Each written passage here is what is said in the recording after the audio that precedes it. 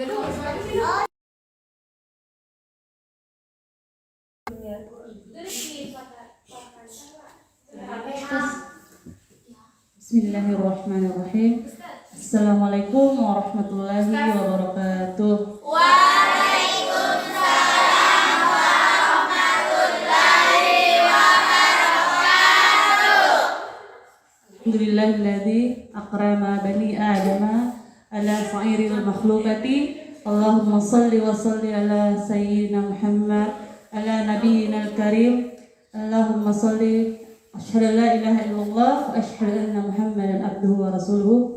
Rabbi shrah li sadri wa yassir li amri wahlul 'uqdatam min lisani yafqahu qawli. Alhamdulillah, puji syukur tak henti-hentinya kita panjatkan kepada Allah Subhanahu wa taala atas limpahan rahmat, karunia, hidayah serta inayahnya lah sehingga pada hari ini kita masih bisa berkumpul di tempat ini dalam satu naungan RTQ Rumah Tahfiz Quran Babul Jannah Kecamatan Parigi. Salam dan salawat semoga senantiasa tercurahkan kepada Nabiullah Muhammad sallallahu alaihi wasallam. Allahumma sholli ala Muhammad. Dialah Nabi sang revolusioner sejati yang telah menggulung tikar-tikar kebatilan dan membentangkan tikar-tikar kebajikan. Alhamdulillah pada hari ini kita kembali bersua di tempat ini. Mungkin ini pertemuan yang ketiga kita dan pembahasan sebelumnya mengenai menuntut ilmu sampai dengan mempelajari Islam, iman dan ihsan, dan pada hari ini alhamdulillah diberikan amanah untuk mengkaji tentang kitab Ta'lim Muta'allim. Jadi ini Ustaz luar biasa ya, karena dia memberikan saya buku kitab, kemudian baru tadi saya dikasihkan kitab ini. Jadi kita sama-sama belajar di sini, karena sebelumnya saya juga belum pernah mendapatkan kitab ini sebelumnya karena saya bukan anak pesantren. Kemudian sebelum kita lanjut pembahasan kita pada hari ini, saya ingin bertanya dulu, karena ada baiknya setiap pembelajaran itu kita merefresh kembali apa-apa yang pernah kita pelajari supaya hal itu bisa terus teringat. Nah, yang minggu lalu saya hadir minggu lalu, ya banyak ya. Jadi saya ingin bertanya dulu kepada teman-teman, apa sih materi kita minggu lalu? Mengenai apa? Islam. Ada yang bisa mengartikan apa itu Islam? Islam adalah suatu agama. Semua kan beragama Islam, tentu tahu apa itu Islam. Hah? Apa? Suatu agama. Agama yang dibawa oleh Nabiullah Muhammad SAW untuk para umatnya. Namun dia itu Islam memiliki berbagai macam arti. Yang artinya bisa tolong menurut bahasa pertama apa?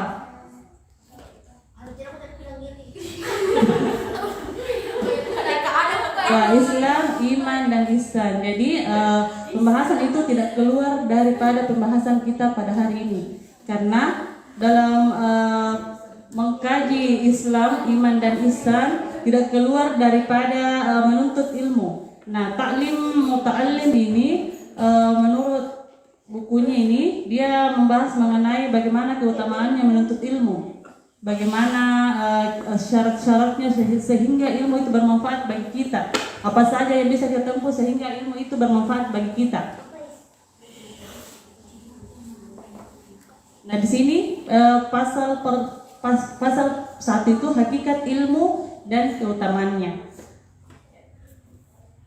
Qala Rasulullah sallallahu alaihi wasallam, talabul ilmi faridatun ala kulli muslimi wa muslimat. Artinya Rasulullah sallallahu alaihi wasallam bersabda, menuntut ilmu wajib bagi semua muslim laki-laki maupun muslim perempuan.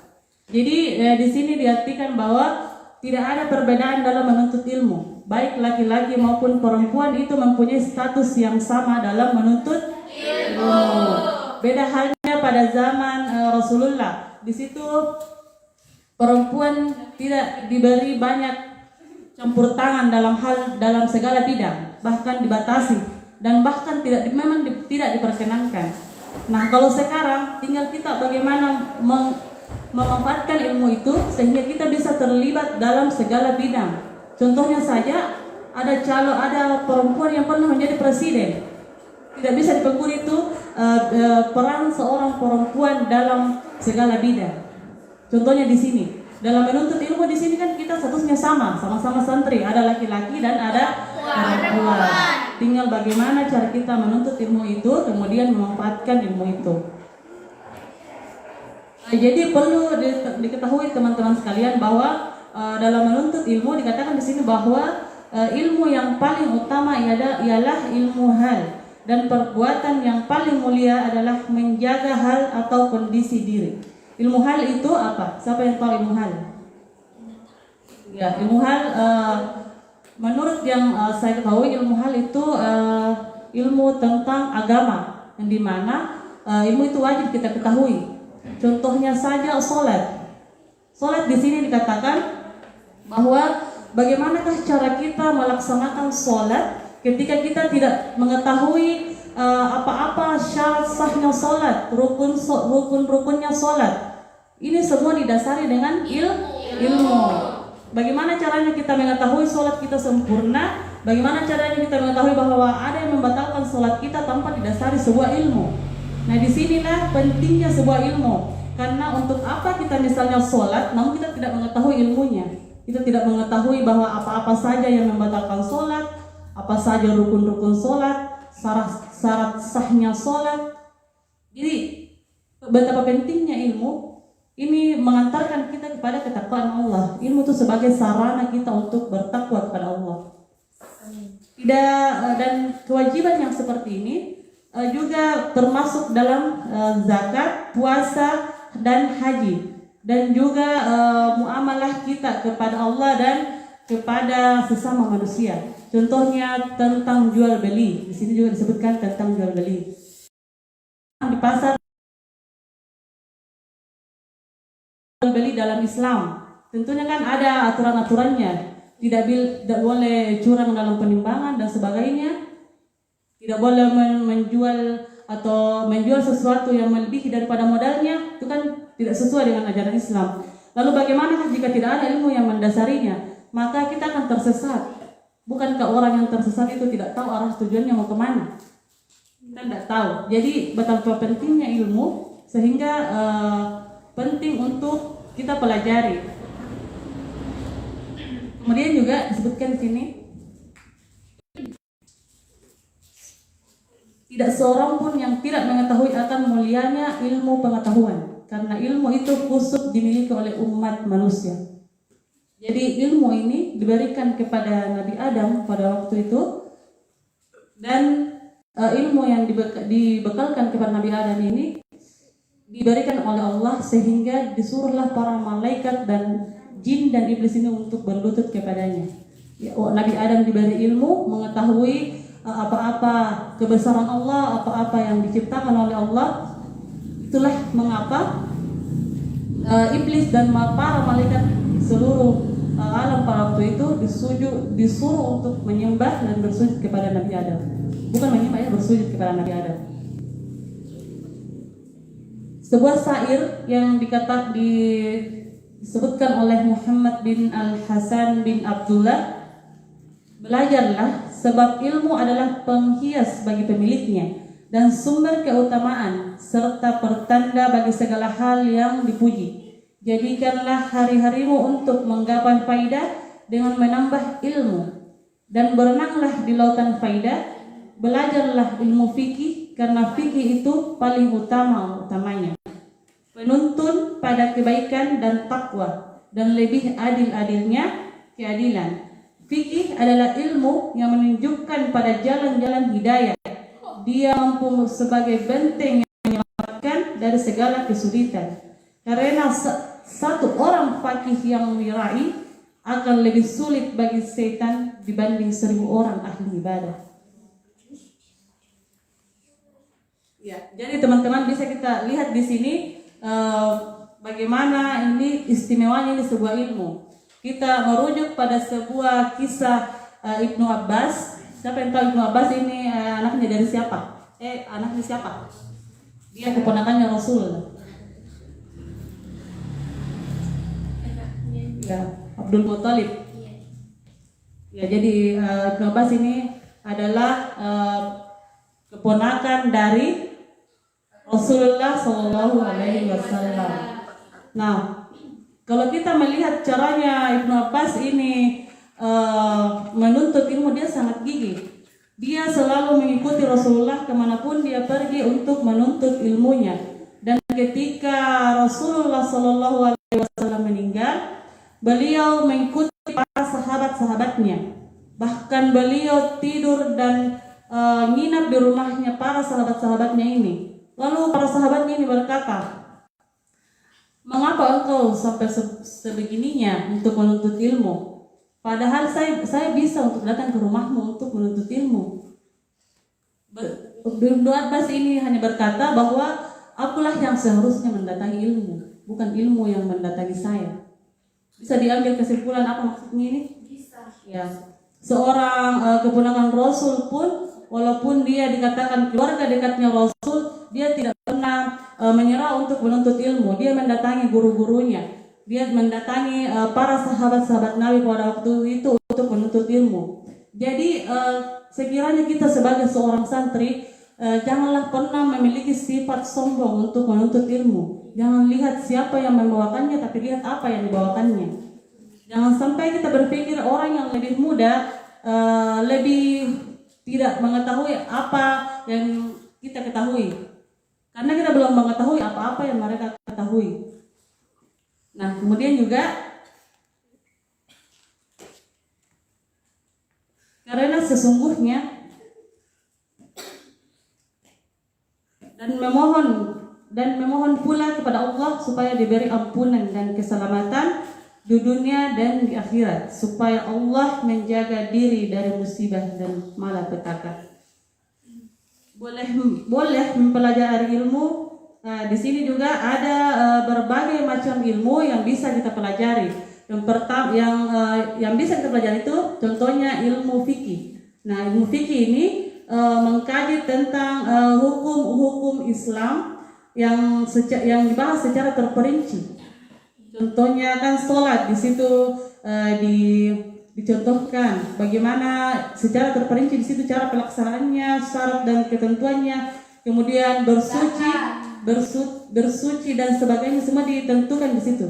Semua dibahas secara terperinci. Belum lagi masalah-masalah hukum-hukum dalam kehidupan kita. Contohnya masalah pernikahan dan sebagainya. Kemudian ada yang dinamakan ilmu tafsir. Ilmu tafsir ini mempelajari bagaimana kita mengetahui maksud daripada ayat-ayat Al-Quran. Jadi apa tafsir tadi? Apa tafsir? Mempelajari ayat-ayat maksud dari ayat-ayat Al-Quran.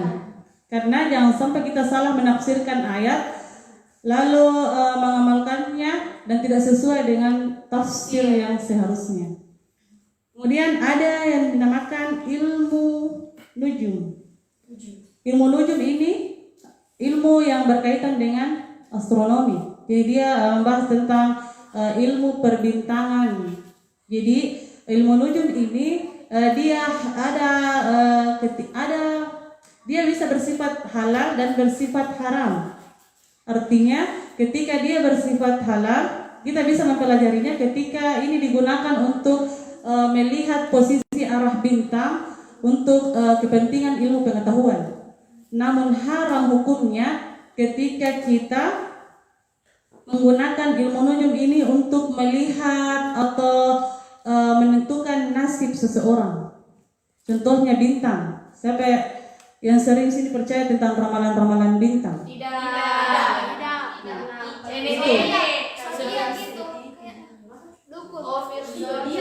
Ramalan-ramalan bintang. Jadi itu haram hukumnya. Haram hukumnya ketika kita mempelajari hal itu hanya untuk menentukan nasib-nasib kita. Takdir Allah tidak ada yang tahu. Ya, takdir Allah tidak ada yang tahu. Sedetik pun ke depan kita tidak ada yang tahu Jadi tidak usah percaya dengan ramalan bintang, ya zodiak.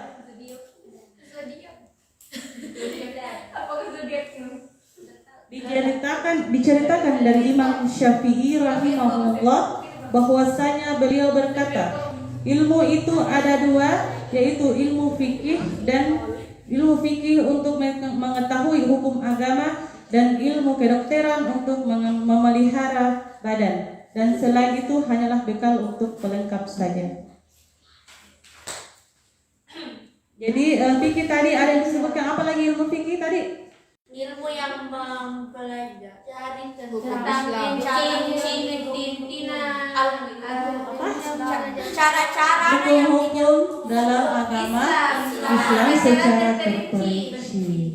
Jadi menuntut ilmu, adik-adik sekalian perlu ketahui bahwa saya pernah membaca sebuah riwayat mengatakan bahwa ilmu manusia itu ketika ada 3 macam. Kita ibaratkan sebagai tanah. Ada 3 macam tanah. Contohnya tanah yang ketika hujan itu turun hujan, dia menyerap tanah itu, kemudian dia menumbuhkan tanaman-tanaman, menumbuhkan rumputan-rumputan yang sangat lebat, dan ini bermanfaat bagi orang-orang banyak, bermanfaat bagi manusia dan hewan ternak ataupun hewan-hewan lainnya. Maksudnya apa? Ketika kita mendapatkan sebuah ilmu, maka ilmu yang terserap ini kita bisa mengamalkannya, kemudian menyebarkannya. Itulah puncaknya sebuah ilmu. Kemudian yang ketiga, keadaan yang ketiga itu ketika tanah itu turun hujan. Hujan ini tidak bisa menyerap ke tanah, dia hanya menampung. Namun dia tidak bermanfaat bagi dirinya, dia hanya menampung, dan bermanfaat bagi orang. Artinya ini bermanfaat bagi orang banyak. Orang bisa menggunakannya. Diibaratkan sebuah lilin, dia menerangi orang, namun dia sendiri yang terbakar. Artinya apa? Saya contohkan ketika kita menyeru orang untuk sholat, namun kita tidak sholat, itu lebih berbahaya. Kita menyeru untuk puasa, namun kita tidak puasa. Itu namanya orang ingat akan sholat, dia sholat. Orang kita suruh sholat, dia sholat, namun kita tidak sholat. Seperti itu ya perumpamaannya. Kemudian yang ketiga, tanah yang memang tidak bisa menyerap dan tidak bisa menampung. Artinya dia orang yang memang tidak bisa, tidak berilmu dan tidak menyebarkannya. Ada yang ingin bertanya? Ya, silakan.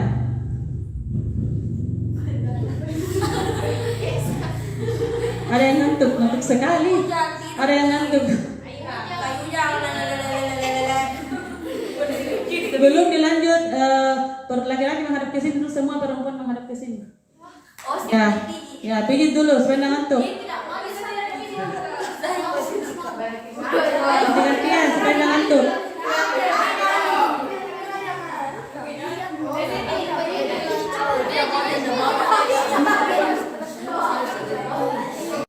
Dia harus kasih ngantuk gitu. Nanti ke sini kan?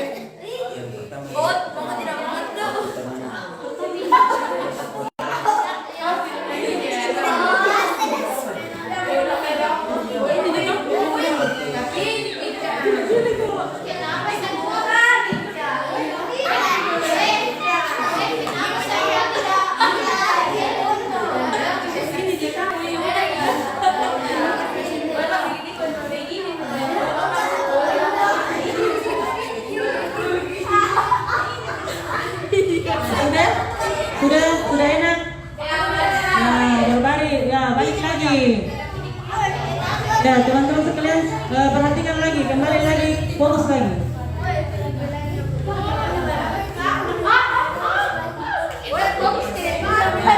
Ya, perhatikan lagi, balik lagi, kembali lagi. Ya, jadi adik-adik sekalian, dalam menuntut ilmu, adik-adik sekalian, jadi dalam menuntut ilmu, perhatikan dulu. Ya, jadi dalam menuntut ilmu memang kita harus menuntut ilmu. Jadi pembahasannya di sini tuh sangat panjang. Namun karena saya juga baru mendapatkannya malam ini, jadi insya Allah kita bisa membahasnya lagi lebih mendalam. Kemudian pembahasan ilmu ini memang sangat panjang mengenai ilmu, bagaimana adab-adab kita dalam berilmu dan dalam menuntut ilmu. Memang kita harus mempunyai kekuatan yang memang betul teguh dalam menuntut ilmu. Sama halnya dengan iman, karena dalam belajar juga itu ada proses naik turun. Ada kalanya kita sangat semangat belajar dan ada kalanya kita sangat malas untuk belajar. Nah, keteguhan ini bukan cuma kita teguh dalam menuntut ilmu, namun kita pun harus teguh dalam menguatkan iman kita, menguatkan ketakwaan kita kepada Allah. Seperti halnya saya mempunyai sebuah kisah. Sebelum menutup, saya mau menceritakan sebuah kisah. Namun mungkin kisah ini sudah teman-teman pada tahu.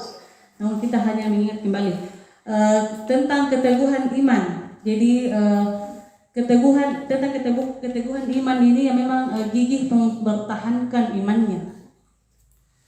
Tentang muazzinnya Rasulullah. Siapa yang tahu muazzin pertama? Bilal bin Rabah. Ya, Bilal ini seorang yang berkulit hitam yang merupakan budaknya siapa? Siapa budak ini? Umayyah bin Khalaf. Nah, pada zaman Rasulullah itu kan kebanyakan majikan itu mempunyai budak. Budak itu diperlakukan seenaknya. Mau budak itu diperjualbelikan, mau dibeli, mau dijual, ya mau beli. Jadi pada saat itu kan Rasulullah pada waktu itu dia berdakwah selama 3 tahun itu secara sembunyi-sembunyi. Namun tahun ketiga Rasulullah mulai mendakwahkan secara terang-terangan. Disinilah mulai penyiksaan yang luar biasa bagi majikan-majikan yang mengetahui bahwa budaknya masuk dan memeluk agama Islam. Tidak terkecuali Bilal bin Rabah ini. Ketika Bilal bin Rabah ini diketahui oleh Umayyah bahwa dia telah memeluk agama Islam, maka disitulah Umayyah menjadi murka. Dia menyiksa Bilal, diikat lehernya dengan tali yang sangat kuat, kemudian diarak keliling bukit di Mekah pada waktu itu oleh anak kecil. Maka membilurlah seluruh leher Bilal ini. Kemudian penyiksaan ini bukan sampai di sini. Ada pada suatu hari yang sangat terik, Bilal bin Rabah ini dibuka bajunya, kemudian dilemparkan ke gurun pasir yang sangat panas. Pasir kan kalau kena matahari dia sangat panas. Jadi ketika dia itu dibaringkan, kemudian diletakkan batu yang besar di dadanya. Kemudian dia dipaksa untuk mengatakan bahwa katakanlah bahwa Tuhanmu adalah Latta dan Uzza. Namun Bilal tetap kekeh dengan pendiriannya, teguh keimanannya, mengatakan bahwa ahadun ahad. Hanya Allah lah Tuhannya yang satu, hanya Allah. Namun ketika kita dihadapkan dengan hal seperti ini, maka apakah kita yakin bahwa kita masih bisa mempertahankan keimanan kita? Tidak. Tentu tidak. Jadi betapa penuh dengan perjuangan orang-orang dahulu ketika ingin menuntut ilmu agama pada waktu itu, karena dia mempertaruhkan jiwanya. Betapa beruntungnya kita sebagai umat Nabi Muhammad ketika kita telah dihadapkan kepada Al-Quran dengan banyaknya para alim ulama untuk belajar. Adanya tempat seperti ini untuk belajar. Tinggal bagaimana kita memelihara iman itu, memelihara kedisiplinan kita untuk menuntut ilmu, dan tetap pada keyakinan untuk tetap kokoh memperjuangkan agama kita. Tetap semangat dalam menuntut ilmu, karena ilmu itu sangat luas untuk dipelajari. Jadi ada yang ingin bertanya? Sudah ngantuk? Ngantuk kalau begini, Ya. Jadi insya Allah pekan selanjutnya kita bahas lagi bab-bab selanjutnya karena ini masih panjang. Jadi ini yang saya sampaikan kepada teman-teman tadi itu hanyalah nanti pembahasan selanjutnya bisa lebih mendalam lagi pembahasan kita. Karena di sini tuh mencakup bagaimana seorang santri dalam menuntut ilmu. Jadi kalau sudah tidak ada yang ingin bertanya, mungkin saya akhiri dengan ucapan wabillahi taufiq wal hidayah. Wassalamualaikum warahmatullahi